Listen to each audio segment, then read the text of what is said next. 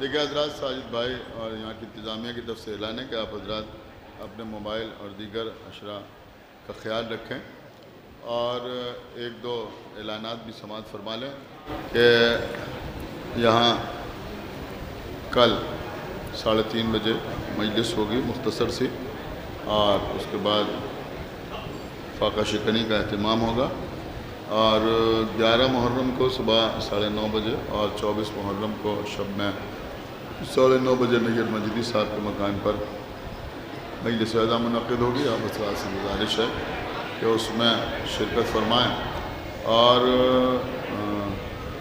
29 محرم کو رضوی کاٹیج بڑا باغ زہرا کالونی میں شب میں ٹھیک 7:30 بجے شہزادہ علی اکبر کے مصائب سے متعلق ایک مجلس منعقد ہوگی، اور اس مجلس پہ میں ہی فضائل و مصائب بیان کرنے کا شرف حاصل کروں گا، اور اس کے بعد شبیہ تابوت شہزادہ علی اکبر برآمد ہوگی۔ آپ حضرات سے گزارش ہے کہ اس پہ شرکت فرمائیں، اور حضرات ہمارے معین صاحب جو آغا اسٹیلز پروپرائٹر ہیں، ان کی والدہ کی طبیعت خراب ہے، آپ حضرات ان کے لیے بھی دعا کریں۔ شاہدہ بیگم بیمار ہیں، آپ حضرات دعا کریں کہ خداوند عالم ان کو بھی صحت کاملہ عطا فرمائے، اور نور صاحب کی طبیعت بھی خراب ہے، ایکسیڈنٹ ہو گیا ہے ان کا، آپ حضرات دعا کریں کہ خداوند عالم ان کو بھی صحت کاملہ عطا فرمائے۔ اب جن لوگوں نے ہم سے کہا تھا اور اس وقت ذہن میں ان کے نام نہیں ہیں، بہرحال آپ دعا کریں کہ خداوند عالم تمام ان عزاداروں کو، مومنین کو جو بیمار ہیں، ان کو بی بی فاطمہ صغریٰ صلوات اللہ السلام علیہا اور بیمار کربلا کے تصدق میں صحت کاملہ عطا فرمائے۔ فاتحہ۔ الحمدللہ رب العالمین الرحمن الرحیم اہدنا الصراط المستقیم علیہم غیر المغضوب علیہم ولا الضالین اللہم صل علی محمد۔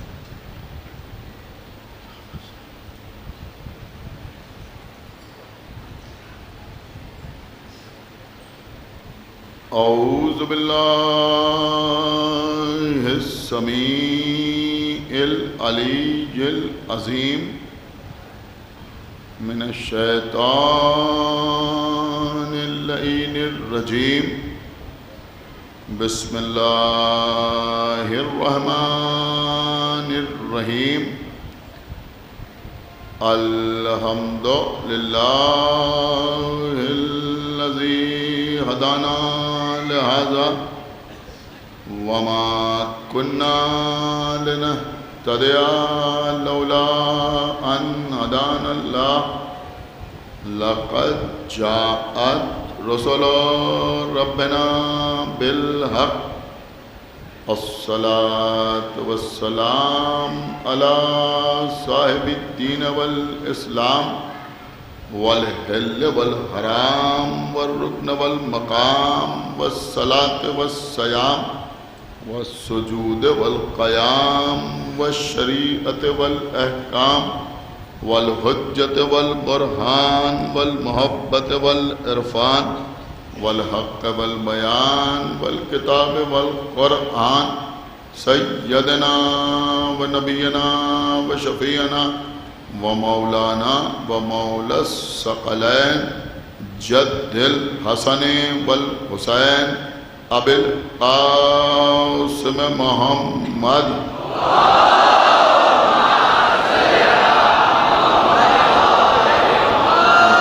وعلى اہل بیتہ الطیبین الطاہرین المعصومین المظلومین المنتخبین المنتجبین الذین اذهب اللہ عنہم الرجس وطہرہم تطہیرا۔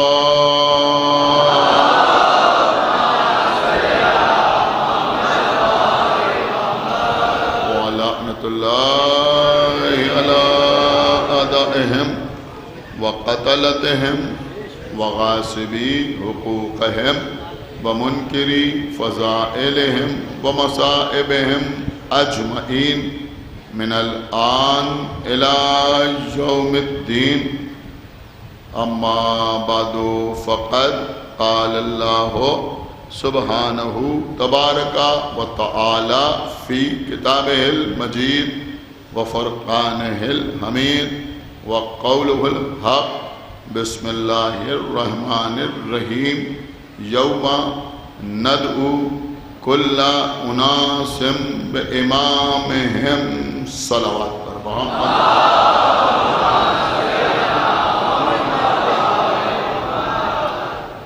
حضرت امام اور امت کے عنوان پر آپ سے گفتگو کا سلسلہ جاری و ساری رہا۔ بہرحال اس سال کچھ پابندیاں رہیں، محدود افراد کے درمیان مجالس منعقد ہوئیں۔ آپ حضرات نے نہایت صبر و ضبط کا مظاہرہ فرمایا اور اس بات کا ثبوت دیا کہ پڑھے لکھے افراد امام حسین کے عزادار ہوتے ہیں۔ خداوند عالم آپ کو سلامت رکھے، شاد رکھے، آباد رکھے، کوئی غم نہ دے سوائے غم امام حسین علیہ السلام۔ یہ ہمارے نوجوان، ہمارے بھائی، ہمارے چھوٹے بھائی اور ہمارے بچے مجلس میں آتے ہیں فضائل و مصائب اہل بیت سننے کے لیے۔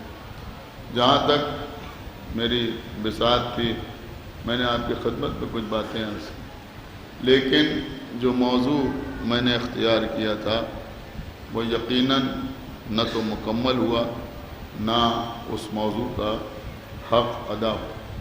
پتہ نہیں کتنی باتیں ایسی تھیں کہ سوچا تھا کہ آپ کی خدمت میں عرض کریں گے، لیکن دامن وقت میں گنجائش نہ رہی اور وہ باتیں میں آپ کے سامنے بیان نہ کر سکا۔ عزیزوں، چونکہ امامت پر مسلسل گفتگو ہوتی رہی اور فوکس رہا امام عصر علیہ السلام،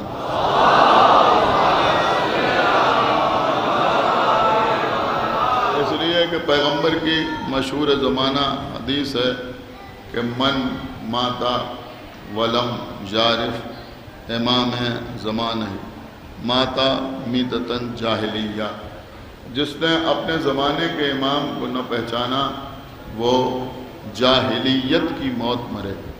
لہذا ضرورت اس بات کی ہے کہ امام کے سلسلے میں معلومات فراہم رہیں اور ہم اپنے امام کے بارے میں جتنا جان سکتے ہوں اتنا جاننے کی کوشش کریں۔ اگر اس عشرے کو سننے کے بعد، ان 9 مجالس کو سننے کے بعد آپ حضرات میں یہ تحریک پیدا ہو کہ اور معلومات فراہم کریں کتابوں کے ذریعے سے، انٹرنیٹ کے ذریعے سے امام کے سلسلے میں، تو میں سمجھوں گا کہ میری محنت قبول ہوئی اور میرے سامعین پر میری بات کا کچھ اثر ہوا۔ عزیزوں، بہت توجہ کے ساتھ آپ سماعت فرمائیں۔ دیکھیں، کسی شخص نے ہمارے اور آپ کے چھٹے امام جعفر صادق علیہ السلام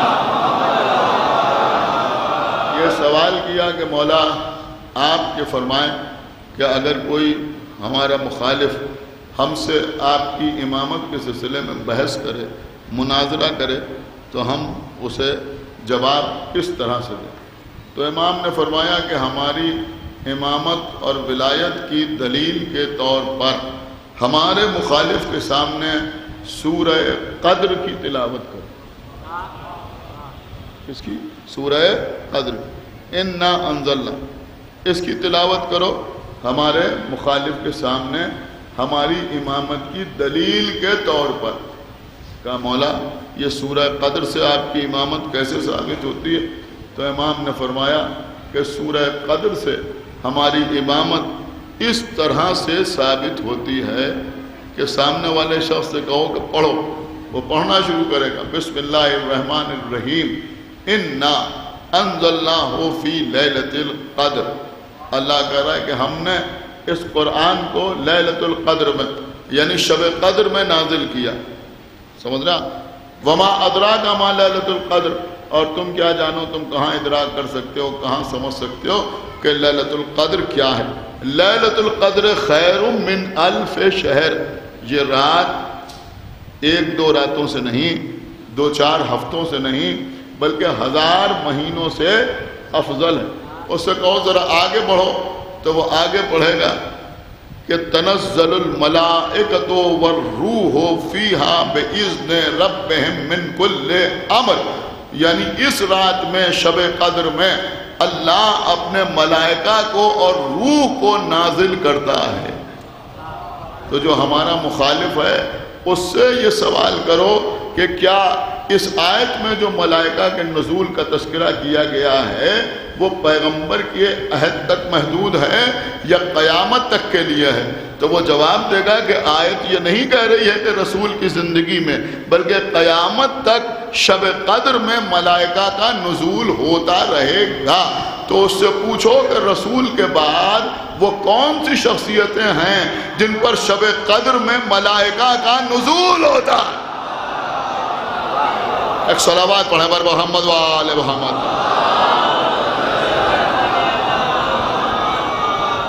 دیکھو کم سے کم ایک پوری مجلس چاہیے ہے سورہ قدر کے سلسلے میں اور امام عصر کے سلسلے میں گفتگو کرنے کے لیے، لیکن میں اختصار کو پیش نظر رکھتے ہوئے جلدی سے اس سے آگے بڑھنا چاہتا ہوں۔ تو امام فرمانے کو اس سے پوچھو کہ کون ہے جس کے اوپر شب قدر میں ملائکہ نازل ہوتے ہیں؟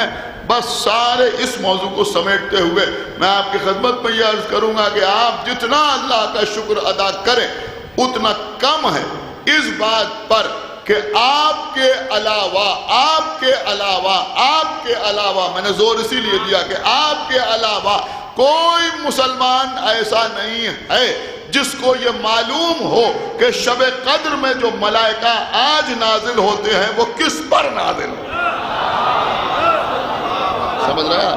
ہم جانتے ہیں کہ ایک محمد پردہ غیب میں موجود ہے جس پر فرشتوں کا نزول شب قدر میں ہوتا ہے۔ دیکھیے عزیزوں، شب قدر میں ہمارے یہاں اہتمام ہوتا ہے، انتظام ہوتا ہے، رمضان کی 23ویں رات میں خصوصی اہتمام ہوتا ہے۔ میں آپ کی خدمت میں عرض کروں، لوگ کہتے ہیں یہ 23ویں رات میں اتنا خصوصی اہتمام کیوں ہوتا ہے؟ لیکن یہ باتیں ان مجلسوں کے حوالے سے بچوں تک پہنچ جائیں تو بڑے کام کیا۔ سنیے گا، میں نے کہا بھائی 19ویں کی رات جو ہے اس میں بھی اعمال شب قدر انجام دیے جاتے ہیں، 21ویں کی رات میں بھی اعمال شب قدر انجام دیے جاتے ہیں، لیکن یہ 23ویں کی رات جو ہے اس میں اتنا زیادہ اہتمام کیوں ہے؟ اس کے اوپر اتنا زیادہ زور کیوں ہے؟ آپ کو معلوم ہے اس پر اتنا زیادہ زور اس لیے ہے کہ معصومین کی احادیث سے یہ بات وارد ہوئی ہے کہ امام کے ظہور کے تعین، آپ غور فرما، امام کے ظہور کے دن کا تعین اسی رات میں کیا جائے گا۔ صلوات پڑھیں بر محمد و آل محمد۔ اسی رات یعنی رمضان کی 23ویں رات میں، یہی وہ رات ہوگی کہ جب اس بات کا تعین کیا جائے گا کہ کون سی تاریخ ایسی ہے جس دن امام کا ظہور ہو۔ تو بہرحال عزیزوں، امام کا ظہور، دیکھیے آپ ایک جملہ اکثر لوگوں سے سنتے رہتے ہیں، آخر زمانہ۔ انہوں نے کہا آخر زمانہ میں ایسا ہوگا، آخر زمانہ میں ایسا ہوگا، یعنی علامات ظہور۔ بہت توجہ کے ساتھ سنیے گا، نہ معلوم کتنی علامات ظہور لوگ بیان کرتے ہیں، پوری کتابیں مرتب کی گئی ہیں علامات ظہور کے سلسلے میں۔ لیکن ایک بات میں اپنے بچوں کو بتا دوں کہ اس میں جتنی علامات بیان کی گئی ہیں سب حتمی نہیں ہیں۔ آپ میری بات سمجھے یا نہیں سمجھے؟ ساری علامات جو ہیں وہ حتمی نہیں ہیں۔ دوسرے ایک مسئلہ اور ہے، اس کو بھی آپ سمجھیے۔ جو آپ سنتے ہیں آخر زمانہ، تو آخر زمانہ کا مطلب کیا ہوا؟ آپ کو پتا ہے آخر زمانہ کا مطلب کیا ہوا؟ آخر زمانہ یہ 2021 سے شروع نہیں ہو رہا۔ یہ جو معصومین کی احادیث میں آخر زمانہ آخر زمانہ آخر زمانہ ہے، اس کا مطلب کیا ہے؟ اب دیکھتا ہوں کون خاموش رہتا ہے۔ دیکھیے عزیزوں، آخر زمانہ کا مطلب یوں سمجھیے کہ زمانے سے امام نہیں ہوتا، امام سے زمانہ ہوتا ہے۔ سن رہے ہیں آپ یا نہیں سن رہے ہیں؟ شاید آپ وہاں پہنچے نہیں۔ زمانے سے امام نہیں ہوتا بلکہ امام سے زمانہ ہوتا ہے۔ تو آخر زمانہ کا مطلب ہے ہمارے آخری امام کا زمانہ۔ ایک صلوات اور پڑھے بر محمد و آل محمد.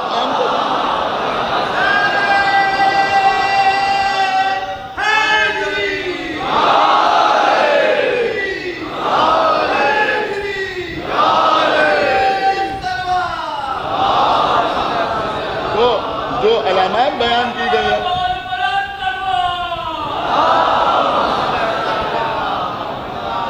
دیکھیں آپ کو سمجھانا میرا کام ہے، اس لیے کہ بزرگ ساری باتیں مجھ سے بہتر طریقے سے جانتے ہیں، اس لیے میرے خیال میں بہت آسان لفظوں میں آپ کو سمجھا رہا ہوں. آخر زمانہ آپ کو معلوم ہے علامات ظہور، اس میں یہ بھی تحریر ہے کہ آخر زمانہ میں بنی امیہ اور بنی عباس کی حکومتوں کا خاتمہ ہو جائے گا.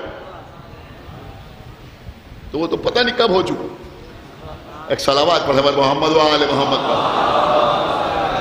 آپ نے محسوس کیا تو اس کا مطلب یہ ہوا کہ آخر زمانہ آخری امام سے ہے، آخری امام سے، یعنی امام حسن عسکری علیہ السلام کی آنکھ بند ہونے کے بعد، ان کے دنیا سے جانے کے بعد آخر زمانہ کا، دیکھیں آپ میری طرف متوجہ رہیں، آخر زمانہ کا آغاز ہو گیا. تو اب یہ آخر زمانہ ہے، یعنی آخری زمانہ ہے. اب اس زمانے کی بہت سی چیزیں بیان ہوں. یہ صرف میں نے اس لیے بیان کیا آپ کی خدمت میں بھی پوری فہرست آپ کو سنا سکتا تھا، جیسے آپ اکثر علماء سے ذاکرین سے سنتے رہتے ہیں اور اس میں کوئی شک نہیں ہے، کوئی شبہ نہیں ہے، لیکن کبھی کبھی لوگ شک میں پڑ جاتے ہیں کہ بھئی جب وہ ساری علامات 100 سال پہلے ظاہر ہو گئیں تو ابھی تک امام کا ظہور کیوں نہیں ہوا؟ تو یہ جتنی علامات بتائی گئی ہیں یہ آخر زمانہ کے لیے بتائی گئی.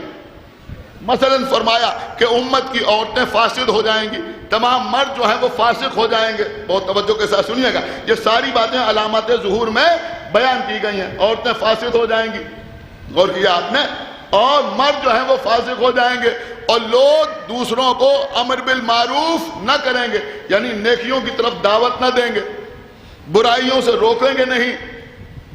اب کہیں کہیں میرے خیال میں آپ کو ان ساری چیزوں کا احساس ہوتا ہے کہ ایسا ہو رہا ہے. تو اس طرح کی بہت سی چیزیں ہیں جو معصومین نے بیان کی ہیں، لیکن کچھ باتیں حتمی ہیں. اب سنیے، کچھ باتیں حتمی ہیں جو بیان کی گئی ہیں اور یہ بالکل ظہور سے پہلے ظاہر ہوں گی، ظہور سے پہلے ظاہر ہوں گی.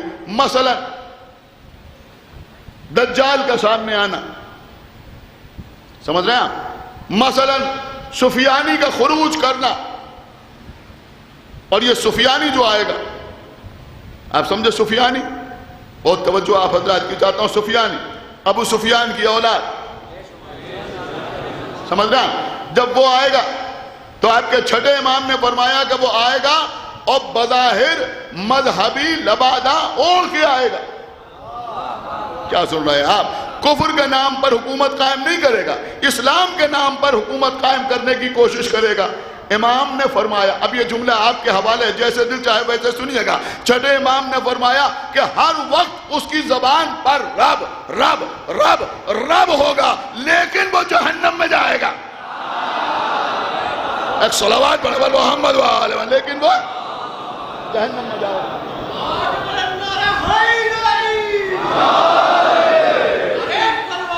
اس کے علاوہ ندائے آسمانی، آسمان سے ایک ندا آئے گی، اور جب آسمان سے ندا آئے گی تو امام ظہور فرمائیں گے. لیکن عزیزو، ایک بہت خاص علامت ظہور کی جو بیان ہوئی ہے، جس کو اکثر لوگ خدا جانے کیوں اوائڈ کرتے ہیں اور بیان نہیں کرتے، لیکن میں پوری ذمہ داری کے ساتھ آپ کی خدمت میں عرض کر رہا ہوں. آپ کو پتہ ہے وہ کیا ہے؟ آپ کے چھٹے امام نے ارشاد فرمایا کہ ہمارے قائم کا، اب سارا مجمع سنیں بہت غور سے، کہ ہمارے قائم کا ظہور اس وقت ہوگا جب کچھ لوگ یہ کہنے لگیں گے کہ اب ہمیں آل محمد کی ضرورت نہیں. ایک صلوات پڑھیں بر محمد و آل محمد پر. نہیں، جو سننے کا حق تھا شاید وہ آپ نے ادا نہیں کیا. جب کچھ لوگ یہ کہنے لگیں گے کہ اب ہمیں آل محمد کی ضرورت نہیں ہے. اب آج کے ماحول میں ذرا امام کی اس حدیث کے اوپر غور کریں کہ قائم کا ظہور اس وقت ہوگا جب کچھ لوگ یہ کہنے لگیں گے کہ اب ہمیں آل محمد کی ضرورت نہیں ہے، ان کی اب ہمیں ضرورت نہیں ہے. آپ مجھے بتائیے کون لوگ ہوں گے جو کہیں گے؟ سن رہا ہے یہ مجمع یا نہیں سن رہا؟ یہ کون لوگ ہوں گے جو یہ کہیں گے کہ اب ہمیں، جملہ بھی یہی ہے کہ اب ہمیں آل محمد کی ضرورت نہیں ہے. ظاہر سی بات ہے وہ کفار نہ ہوں گے. سنی نہیں رہا میں کیا عرض کر رہا ہوں. وہ مشرکین نہیں ہوں گے, وہ یہود و نصارہ نہیں ہوں گے, ان کا تو کبھی تعلق نہیں رہا. ہو سکتا ہے اس مجمع میں کچھ لوگ سوچ رہے ہوں کہ یہ غیر شیعہ حضرات کے لیے کہا گیا ہے. نہیں عزیزوں, لیکن میں پڑھ رہا ہوں پوری ذمہ داری کے ساتھ, یوں ہی نہیں کہہ رہا. سنیے, لوگ سوچتے ہیں غیر شیعہ حضرات کے لیے کہا گیا ہے, یہ آخر زمانہ کا تذکرہ ہے.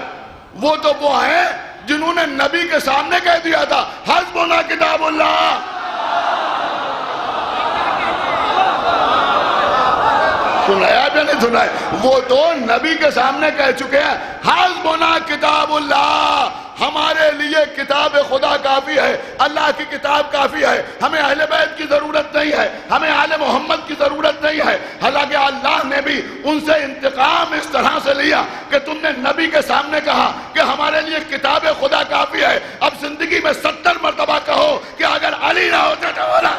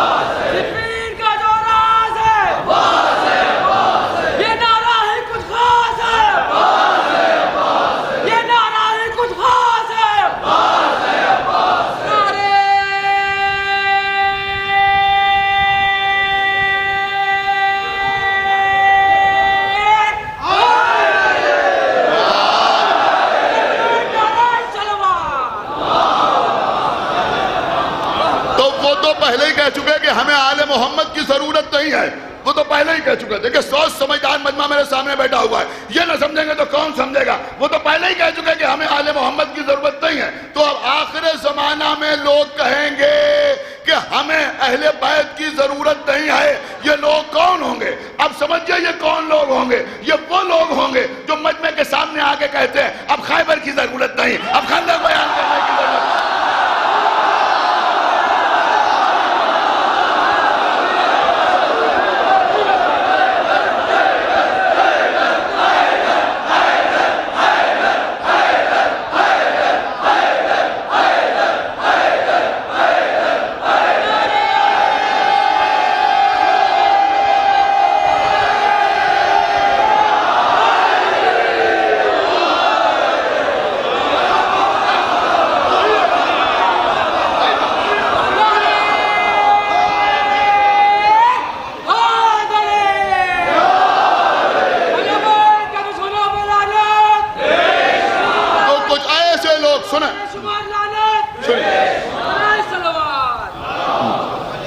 دیکھیے آپ کے جذبات کی پوری قدر ہے, لیکن مجھے آج پڑھ لینے دیجئے, وقت کم ہے. بہت اہم باتیں میں آپ کی خدمت میں عرض کر رہا ہوں. آپ خاموش رہیں گے تب بھی مجلس نہ ہو پائے گی, لیکن میری بات سنیے. جو میں عرض کر رہا ہوں تو ایسے لوگ ہوں گے جو یہ کہیں گے کہ اب ہم کو آل محمد کی ضرورت نہیں ہے, ہمیں آل محمد کی ضرورت نہیں ہے. حدیث کتاب پڑھنے سے کیا ہوتا ہے؟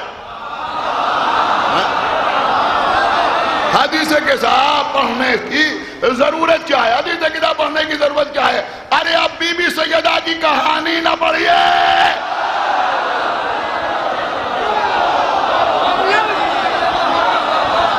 سمجھ رہا؟ ایک صلوات پڑھے بل محمد و آل محمد, یہ نہ کیجئے, وہ نہ کیجئے. دیکھیے ہم جانتے ہیں, اچھی طرح جانتے ہیں کہ تبلیغ کی ضرورت ہے, بے شک تبلیغ کی ضرورت, اور ممبر سے تبلیغ نہ ہوگی تو کہاں سے ہوگی؟ ممبر سے تبلیغ نہ ہوگی تو کہاں سے ہوگی؟ کہاں سے تبلیغ ہوگی؟ اسی ممبر سے تبلیغ ہوگی. یہی فرش اعضاء ہے. جہاں بے نمازی آتا ہے نمازی بن کے جاتا ہے،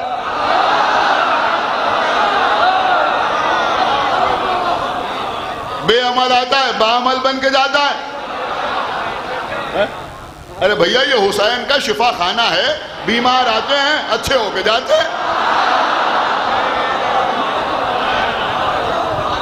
تو تبلیغ کیجیے، بہت اچھی بات ہے تبلیغ کی، لیکن بھیا جو یہاں صاحبان اولاد بیٹھے ہیں وہ میرے خیال میں میری بات کو زیادہ اچھی طرح سمجھ سکتے ہیں کہ آپ بچے کو تنبیہ ضرور کیجیے، ضرور تنبیہ کیجیے، لیکن اتنا زیادہ نہ ڈانٹیے بچے کو کہ وہ یوزڈ ٹو ہو جائے۔ بہت دور کی بات میں آپ کی خدمت میں عرض کر گیا، غور ہی نہیں کیا میں کیا عرض کر رہا ہوں۔ اتنا زیادہ نہ ڈانٹیے کہ وہ بچہ یوزڈ ٹو ہو جائے کہ ابا تو یہ کہتے ہی رہتے، غور کر رہے ہیں آپ، اماں تو یہ کہتی ہی رہتی، اب اس کے اوپر کسی بات کا اثر ہی نہیں ہوتا۔ تو یہاں بھی بچے کے اوپر تنبیہ ضروری ہے، اس لیے کہ اگر بچوں کا کنٹرول ہم نہ کریں گے تو بچے بے بہرا ہو جائیں گے، لیکن اس کی بھی ایک حکمت ہوتی ہے یا نہیں ہوتی؟ تو ایسے ہی عزیزوں کچھ ایسے لوگ آ گئے ہیں جو کیا میں آپ کی خدمت میں عرض کروں، ارے بھیا قوم میں تبلیغ کرو، قوم کا جینا حرام نہ کرو۔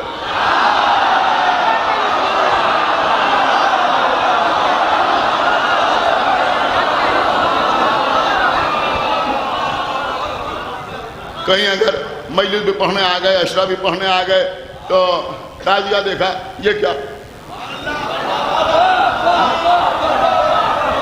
علم دیکھا، یہ اتنا اونچا علم بنانے کی ضرورت کیا ہے؟ یہ جو دسترخوان کر لو اس کی ضرورت کیا ہے؟ یہ اتنا پیسہ خرچ کرنے کی ضرورت کیا ہے؟ یہ پیسہ کسی ایجوکیشنل فنڈ میں دے دیا جائے، کسی یتیم کی سرپرستی کی جائے، کسی بیوہ کو سپورٹ کیا جائے اس پیسے سے، کسی بچے کی فیس دے دی جائے، یہ دسترخوان سے کیا فائدہ؟ اما اگر اتنا ہی قوم کا درد دل میں ہے، اگر اتنا ہی قوم کا درد دل میں ہے تو ایئرپورٹ پہ اترو، جو میزبان لینے کے لیے آیا بی ایم ڈبلیو لے کے آیا، کم سے کم اس سے کہو کہ آپ سمپل سی کوئی گاڑی 4-5 لاکھ کی خرید لیتے ہیں۔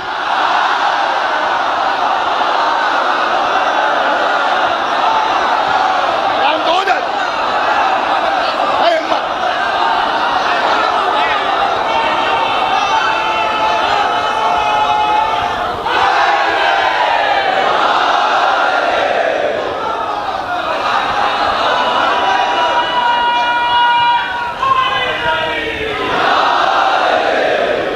سنیے، یہ 1 کروڑ کی کار خریدی ہے، ارے 10 لاکھ میں کام ہو جاتا، 90 لاکھ روپے میں کتنے بچوں کی فیس دے دی جاتی، کتنی بچیاں رخصت ہو جاتی، وہاں تو ماشاءاللہ ماشاءاللہ۔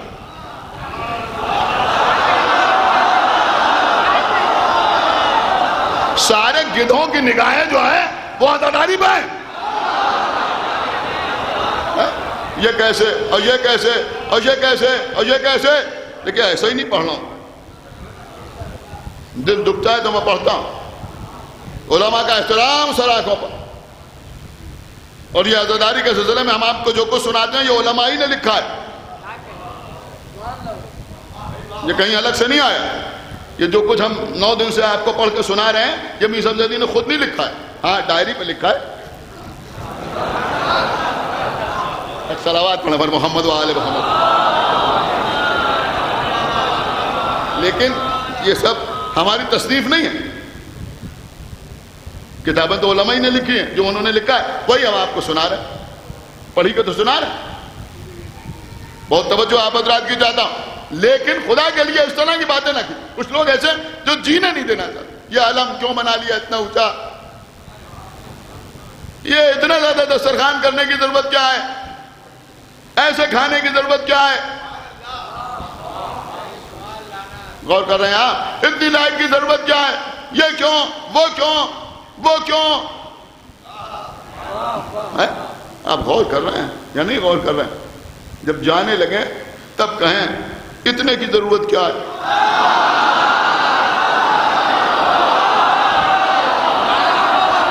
ایک صلوات بڑا محمد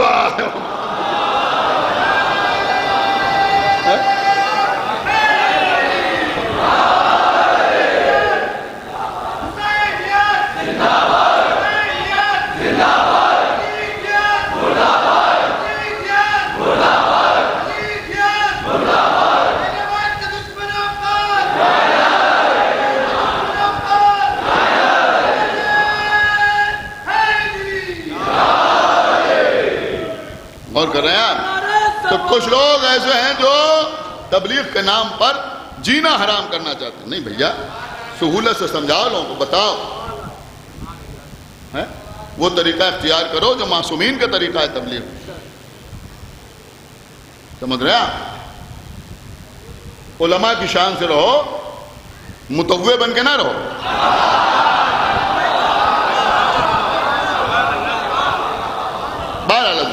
تو یہ علامات ظہور بہت سی چیزیں، لیکن ایک یہ بھی علامت ظہور. اور ایک علامت جو بیان کی معصوم نے وہ یہ بیان کی کہ امام کا ظہور اس وقت ہوگا کہ جب ندائے آسمانی، آسمان سے آواز بلند ہو. اب یہ تو آپ سنتے ہیں ندائے آسمانی، آسمانی آواز. آپ کو پتا ہے وہ آسمانی آواز کیا ہوگی؟ ایک آواز نہیں ہوگی، دو آوازیں ہوں گی، اور یہیں سے جنت و جہنم والے چھٹ جائیں گے. دیکھیے لوگ کہتے ہیں صاحب خالی امام کے ظہور کی دعا کرنا کافی نہیں ہے، اپنے کو تیار کرنا ضروری ہے. بے شک تیار کرنا ضروری ہے، عملی طور پہ بھی اپنے کو تیار کرنا ضروری ہے، اور ذہنی طور پہ بھی اپنے کو تیار کرنا ضروری ہے. کانسیپٹ ہمیشہ کلیئر رکھیے. بہت توجہ آپ حضرات کی چاہتا ہوں، ہمیشہ ذہن میں کانسیپٹ کلیئر رکھیے. ہمیشہ آپ شیعہ ہیں، آپ امام کا انتظار کر رہے ہیں، لہذا کبھی کہیں کوئی شک کوئی شبہ نہ رہ جائے.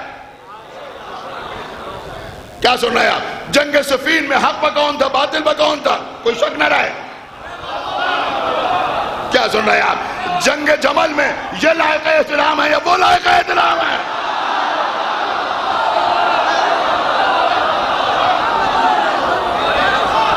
شک وقت نہ رہ جائے. سنیے میں کیا عرض کر رہا ہوں، شک وقت نہ رہ جائے. یہ لائق احترام ہے یا وہ لائق احترام ہے، یہ مقدس ہے یا وہ مقدس ہے، یہ حق پد ہے یا وہ حق پد ہے. ایسا کوئی شبہ کوئی شک ذہن میں نہ رہے. اس لیے کہ علامات ظہور میں یہ بھی ہے کہ صبح کو جبرائیل آواز دیں گے، جبرائیل آواز دیں گے کہ علی اور علی کے چاہنے والے حق پر ہیں. سن رہے ہیں یا نہیں سن رہے ہیں؟ اور اس کے تھوڑی دیر کے بعد ابلیس آواز دے گا کہ فلاں، سنا ہے یا نہیں سنا؟ فلاں، اور اس کے ماننے والے حق پر ہیں، اس کے ماننے والے حق پر ہیں. تو ابھی سے مزاج یہ بنائیے کہ علی کے مخالف کی تعریف کرنے والے کو رد کرتے رہیے.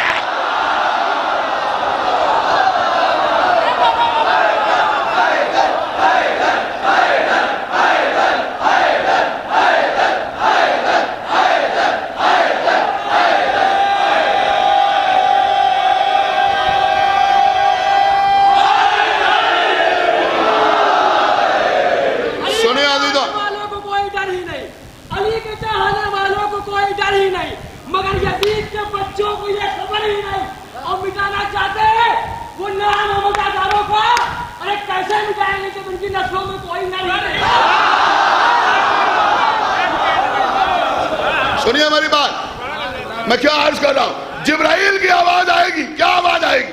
کیا جبرائیل کی آواز آئے گی کہ علی اور علی کے چاہنے والے حق پر ہیں. امام کے ناصر وہ ہوں گے جو جبرائیل کی اس آواز پہ لبیک کہیں گے. کیا سن رہے ہیں آپ بھائی؟ خدا کے لیے بہت توجہ کے ساتھ سنیے گا. جو جبرائیل کی اس آواز پہ لبیک کہیں گے، اگر کسی دوسرے کے نام کے ساتھ ابلیس آواز دے گا کہ وہ حق پہ ہے. کیا سن رہا ہے یہ مجمع؟ اب دیکھتا ہوں کون خاموش رہتا ہے. جو بھیا کوئی بھی ابلیس کی آواز سن کے گمراہ ہو لیکن مجلس میں علی حق کا نعرہ لگانے والے کے بارے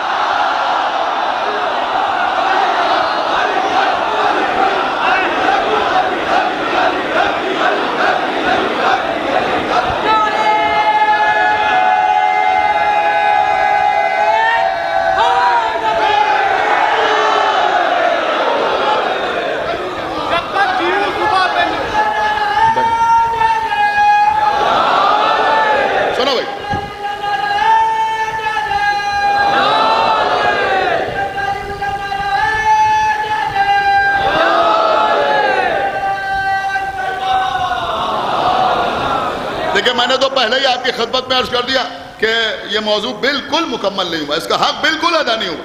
انشاءاللہ آگے موقع ملا تو ہو سکتا ہے کسی سلسلہ مجالس میں آپ کے سامنے کچھ باتیں جو رہ گئی ہیں وہ عرض کر دوں. اب عزیزو سنیے، اب دل چاہ رہا ہے میرا ایک دو چیزیں علامات ظہور میں نے آپ کی خدمت میں عرض کر دی تو جبرائیل کی آواز آئے گی. جب جبرائیل کی آواز آئے سمجھ لینا کہ مہدی کا ظہور ہونے والا. پھر امام تشریف لائیں گے. ہمارے امام کی شان کیا ہوگی؟ اللہ اکبر. دیکھیں اب یہ امتحان ہے، سماعت کا امتحان نہیں، محبت کا امتحان. اپنے آخری امام سے کتنی محبت. سنیے، جب امام تشریف لائیں گے تو ہمارے چھٹے امام نے ارشاد فرمایا کہ ہمارا قائم جب ظہور کرے گا اب وہ تشریف لائیں گے تو ایک ابر ان کے سر پر سایہ فگن ہوگا. سن رہے ہیں آپ؟ ایک ابر ان کے سر پر سایہ فگن ہوگا، جیسے محمد کے سر پر سایہ فگن رہتا تھا. یعنی جب رسول چلتے تھے تو ایک ابر ان کے سر پر رہتا تھا. جب امام آئیں گے تو یہاں بھی ایک ابر ان کے سر پر سایہ فگن رہے گا. لیکن ایک فرق ہوگا. فرق کیا ہوگا؟ کہ فرق یہ ہوگا کہ ابر سایہ فگن ہوگا اور اس ابر سے، اس بادل کے ٹکڑے سے آواز آ رہی ہوگی، ہاذا مہدی، ہاذا مہدی. کیا چل رہا ہے؟ خدا کے لیے بیدار ہوئیے. ابر کے ٹکڑے سے آواز آ رہی ہوگی، ہاذا مہدی، ہاذا مہدی، ہاذا مہدی. یہ آواز کیا ہے؟ ہاذا مہدی. کچھ آپ کو یاد آیا؟ بتایا جائے گا یہ محمد کا جانشین ہے لیکن غدیر والا ہے.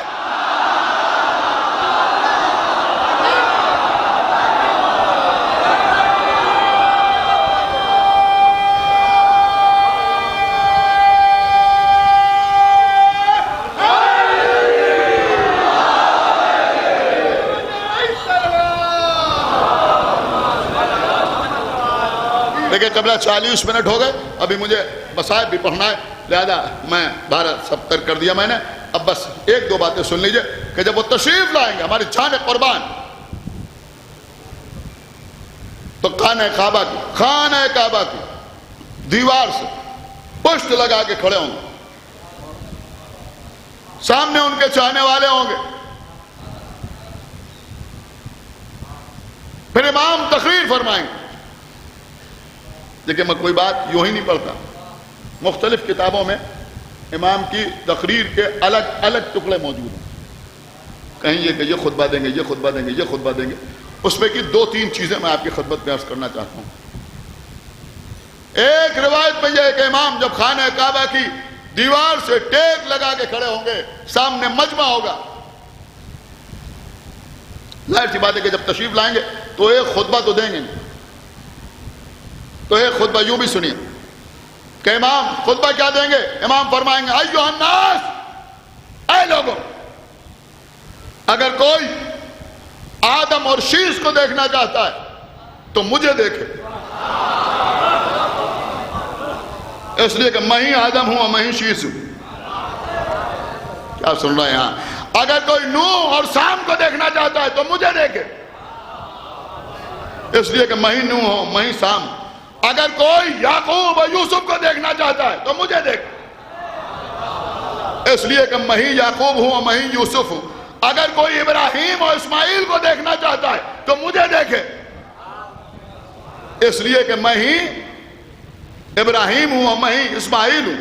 اور اگر کوئی عیسیٰ اور شمون کو دیکھنا چاہتا ہے تو مجھے دیکھے، اس لیے کہ میں ہی عیسیٰ ہوں اور میں ہی شمون ہوں. اور اس کے بعد فرمایا کہ اگر کوئی محمد اور علی کو دیکھنا چاہتا ہے، سنا آپ نے یا نہیں سنا، تو وہ مجھے دیکھے، اس لیے کہ میں ہی محمد ہوں میں ہی علی ہوں. یعنی بتائیں گے میں ہی محمد الرسول اللہ ہوں اور میں ہی علی ولی اللہ.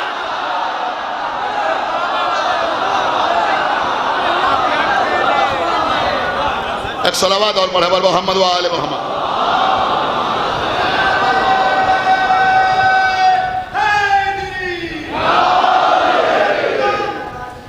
ایک صلوات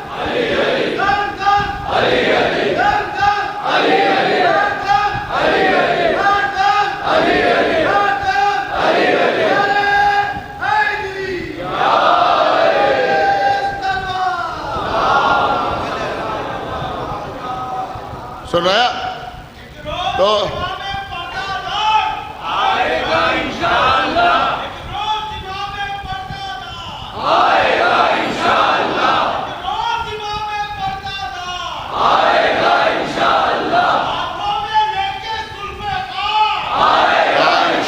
مل کے جواب دی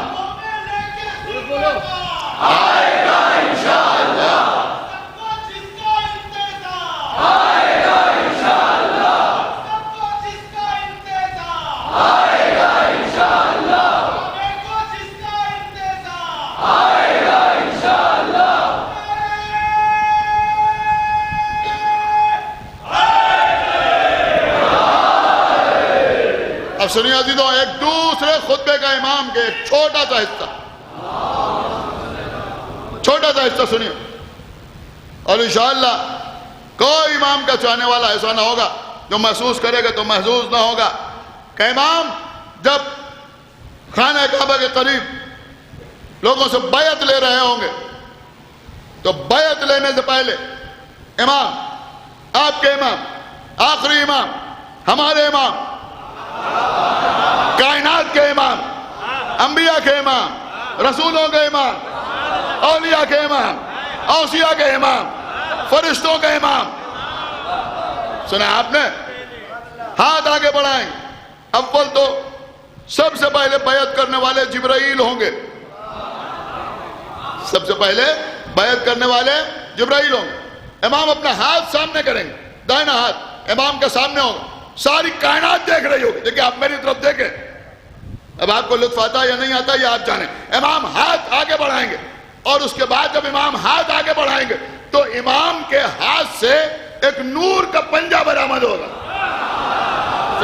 خدا کے لیے بیدار ہو کر سنیے، امام کے ہاتھ سے ایک نور کا پنجہ برآمد ہوگا جو امام کے ہاتھ کے اوپر آ کے رکے گا۔ ساری دنیا حیرت سے اسے دیکھے گی تو امام فرمائیں گے یہ ہے ید اللہ۔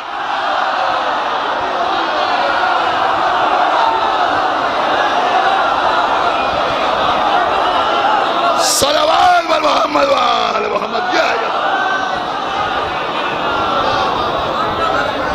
اور اس کے بعد آپ کے امام سورہ فتح کی وہ آیت پڑھیں گے، ید اللہ فوق ایدیہم، جو ان کی بیعت کریں گے پھر اللہ کا ہاتھ ان کے ہاتھ کے اوپر ہوگا۔ غور کیا آپ نے عزیزاں؟ بس عزیز، بہت دیر میں نے فضائل پڑھ دیے، آپ سے بہت معذرت کے ساتھ اس سال بڑی گھٹی گھٹی فضا میں آپ نے عزاداری کی۔ خداوند عالم اس بلا کو ختم کرے، جس طرح سے ہم ادا کرتے تھے اسی طرح کھل کے عزاداری کرے۔ ہاں جی دیکھیے، مصائب پر آنے کے بعد پھر فضائل کی طرف مڑ جانا یہ ذاکری کا نقص کہلاتا ہے، مجھے معلوم ہے، لیکن ایک بات ذہن سے نکل گئی تھی، لیکن میں نے ارادہ کیا تھا کہ میں یہاں کہوں گا ضرور، اور میں آپ کی خدمت میں عرض کر رہا ہوں کہ علامات ظہور میں سنیے، بس اس کو فضائل سمجھ کے نہ سنیے، پیغام سمجھ کے سنیے۔ علامات ظہور میں ایک علامت یہ بھی لکھی ہے کہ آسمان گردش میں آئے گا۔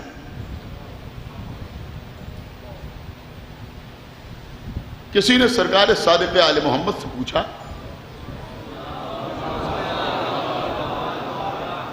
دیکھیں میرے دل کی آواز ہے، سن لیجیے آپ۔ سرکار سے پوچھا کہ یہ آسمان کے گردش میں آنے کا مطلب کیا ہے؟ آسمان کے گردش میں آنے کا مطلب کیا ہے؟ تو آپ نے فرمایا کہ آسمان کے گردش میں آنے کا مطلب ہے ہمارے شیعوں کے درمیان اختلافات کا پیدا ہونا۔ یہ بات آپ تک پہنچانا ضروری تھی، آپ اس کو معمولی سا مسئلہ نہ سمجھا کہ یہ ہماری انجمن، یہ ان کی انجمن، یہ ہماری مجلس، یہ ان کی مجلس، یہ ہمارا ماتم، یہ ان کا ماتم۔ یہ ہمارا امام باڑہ، یہ ان کا امام باڑہ، یہ ہمارے مولانا، یہ ان کے مولانا، یہ ہمارے نوحہ خان، یہ ان کے نوحہ خان۔ خدا کے لیے میری بات سمجھیے جو میں عرض کر رہا ہوں۔ آپ کیا سمجھتے ہیں؟ آپ اسے معمولی سی بات سمجھ رہے ہیں؟ معصوم فرما رہے ہیں آسمان گردش میں آتا ہے جب مومنین کے درمیان اختلاف ہو۔ لہذا عزاداری کے معاملے میں مخلص بنیے، ضدی نہ بنیے۔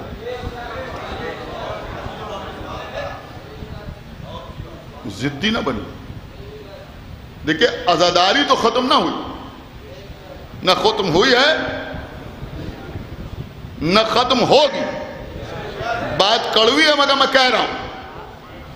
لیکن جو لوگ عزاداری کے معاملے میں بھی انا کا شکار ہوئے کہ پہلے ہمارا تعزیہ نکلے گا، ان کی ڈیوڑیاں ویران ہو گئی۔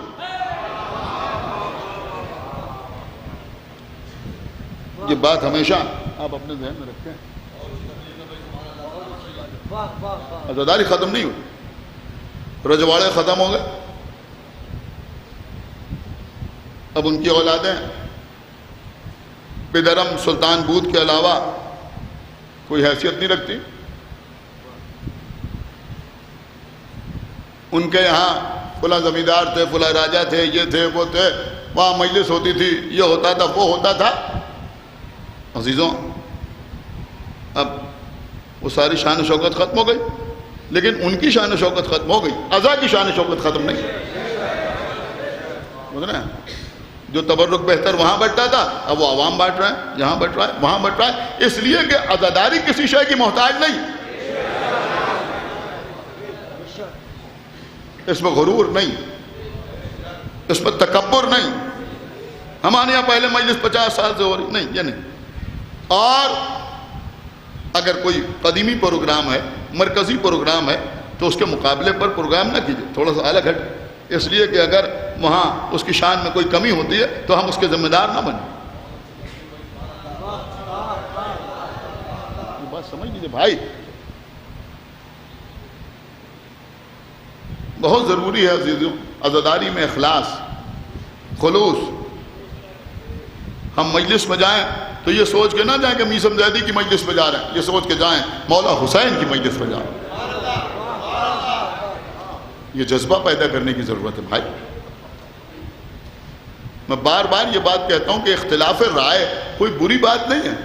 نظریات کا اختلاف وہیں ہوتا ہے جہاں کوئی نظریہ ہوتا ہے۔ جہاں کوئی نظریہ ہی نہ ہو وہاں نظریات کا اختلاف کیا ہوگا؟ عرش ہلتا ہے جب مومنین کے درمیان اختلافات ہوتے ہیں۔ خدا آپ کو سلامت رکھے۔ اگر کسی کو میری بات بری لگی ہو تو آج 9 محرم ہے، میں قاضی عباس کے حوالے سے آپ سے معذرت چاہتا ہوں۔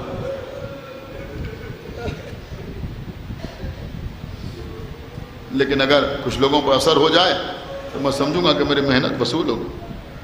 عزیزوں تو امام جہاں خانہ کعبہ کی دیوار سے پشت لگا کے یہ ساری باتیں کریں گے، وہیں عزیزوں ایک روایت یہ بھی ہے کہ امام اپنے انصار کے سامنے جو پہلی تقریر کریں گے، جو پہلا خطبہ پڑھیں گے، اس کے 5 جملے اول کیا ہوں گے میں سناؤں آپ۔ پہلا جملہ یہ ہوگا کہ اے لوگوں میں ہی امام قائم۔ دوسرا جملہ یہ ہوگا کہ میں خون حسین کا انتقام لینے والی تلوار۔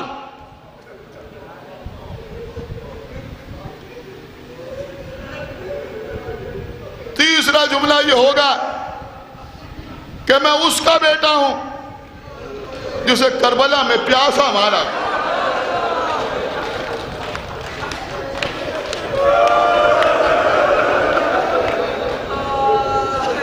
دیکھیے میں آپ کو کسی ذاکر کی مجلس نہیں سنا رہا ہوں، امام کی مجلس سنا رہا ہوں۔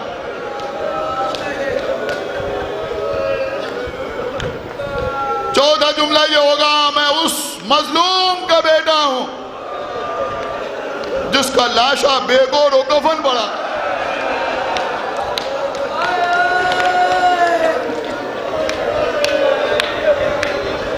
5واں جملہ امام کا یہ ہوگا کہ میں اس بے کس کا بیٹا ہوں جس کے لاشے کو گھوڑوں کی ٹانگوں سے پامال کر دیا. امام خود بھی روئیں گے. اور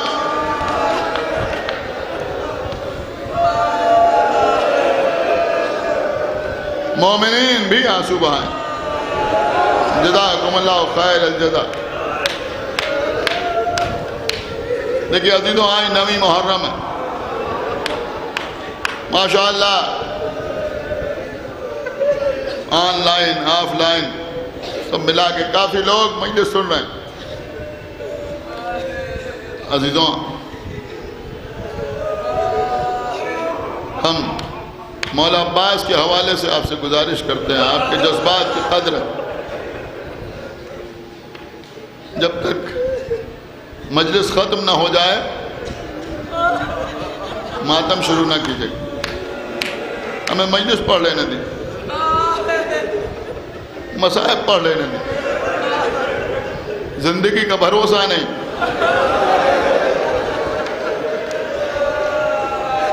آج اس سلسلے کی آخری مجلس.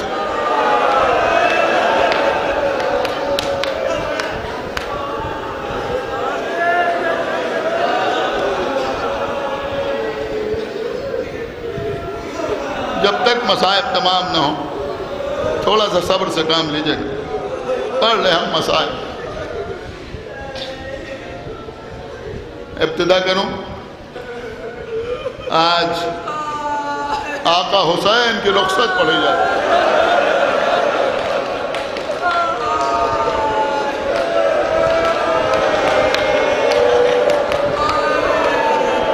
حسین جب کہ چلے بعد 2 پہاڑ پر.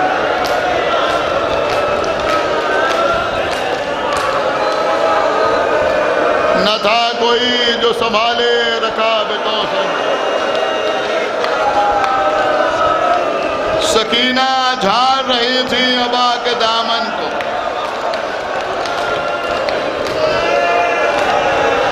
حسین چپکے کھڑے تھے جھکائے گردن کو.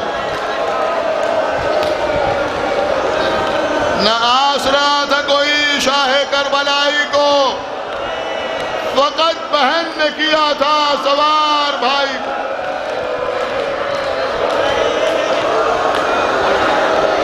جزاک اللہ. سر و سینہ پیٹ کر روئیے. گھوڑے کو ایڑ لگائے لیکن گھوڑا آگے نہیں بڑھتا.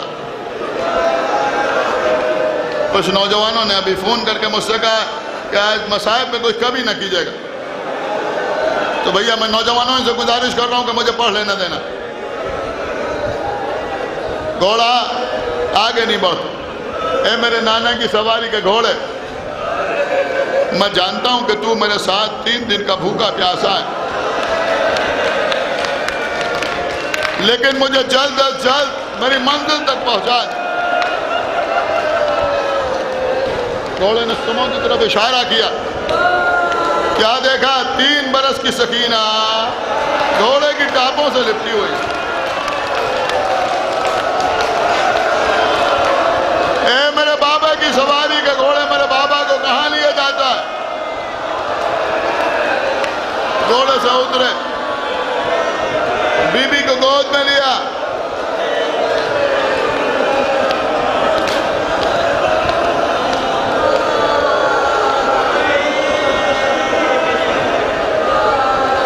اے بی بی مجھے جانے دو. اے بی بی مجھے جانے دو. مجھے وعدہ طفلی کو وفا کرنا ہے. بچی نے ننھے ہاتھ جوڑے. کہا بابا آپ جا رہے ہیں، آپ جائیے بابا، لیکن بابا آپ تو جانتے ہیں نا کہ مجھے اس وقت تک نیند نہیں آتی جب تک آپ کا سینہ نہ مل جائے.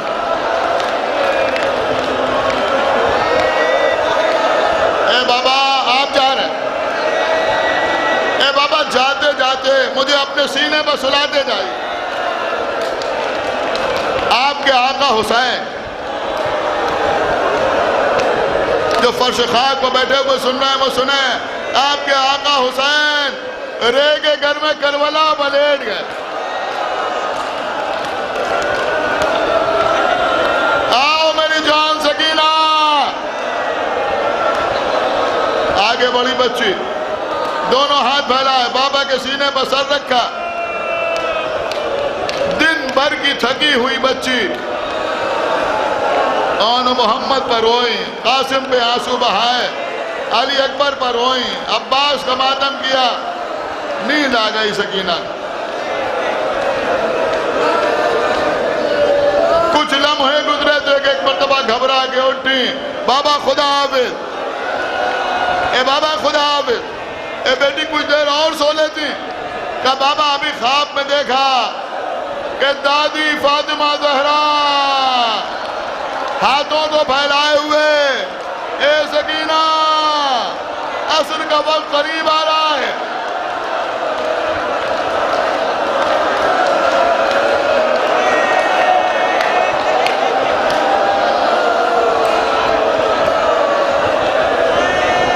میرے لال کو نہ روکو۔ چلے گئے حسین، انتظار کرتی رہی سکینہ، کانوں میں آواز آ رہی ہے، بابا رجش پڑھ رہے ہیں، بابا کہہ رہے ہیں ایک ایک عرب کے دستور کے مطابق میرے مقابلے پہ آتا جائے۔ بی بی سن رہی ہے، میدان میں تلوار چل رہی ہے، ایک ایک شخص آیا، حسین نے اسے قتل کیا، دو دو مل کے آئے، حسین نے انہیں بھی قتل کیا، 10 کے پرے آئے، وہ بھی قتل ہوئے۔ کسی نے پکار کے کہا یہ قتال عرب کا بیٹا ہے، مل کے حملہ کرو۔ میمنہ آگے بڑھا، میسرے نے حملہ کیا، قلب لشکر میں حرکت ہوئی، حسین نے تلوار کو نکالا، حملہ کیا، میمنہ پر حملہ کیا، میسرے تک آئے، میسرے پر حملہ کیا، میمنہ تک آئے، تلوار چل رہی تھی، جو زد میں آتا تھا فنار ہو جاتا تھا، اور جب جوش و شجاعت پڑھتا تھا تو تلوار کے لہو کو پوچھتے تھے، تلوار کو نیام میں رکھتے تھے، دونوں ہاتھ لہینوں کے درمیان ڈالتے تھے، سروں کے بالوں کو پکڑتے تھے اور آپس میں ٹکراتے تھے، اور یہ کہتے جاتے تھے تم نے میرے اکبر کو مار ڈالا،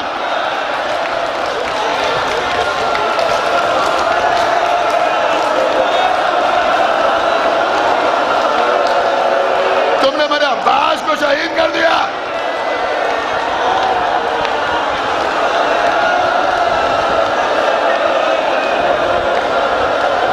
سنیے،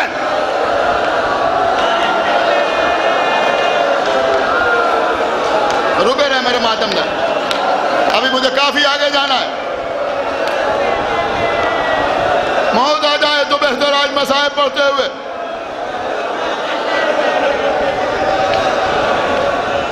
راوی کہتا ہے میں نے دیکھا کہ ایک مرتبہ حسین نے دریا کا رخ کیا، میں سمجھا شاید پانی پینے کے لیے جا رہے ہیں، دریا کے قریب پہنچے، جا کے آواز دی بھیا عباس،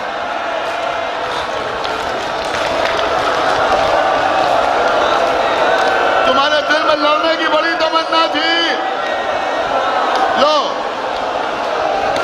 یہ حملہ تمہاری طرف سے کرتا ہوں۔ اب جو حملہ کیا فوجیں کوفے کی دیواروں سے ٹکرانے لگی، اسی وقت ایک ندائے غیبی آئی، سر کو جھکا دیا۔ سنیے،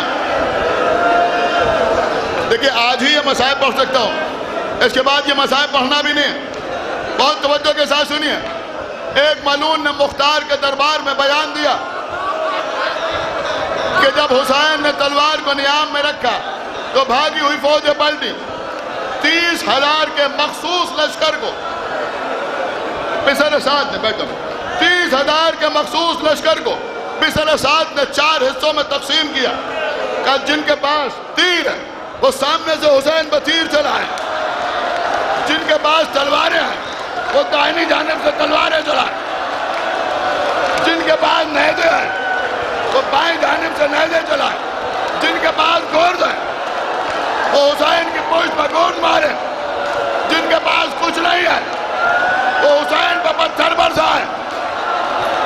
اب عزیزوں، نبی کے نواز دائنی جانب سے تلواریں پڑیں،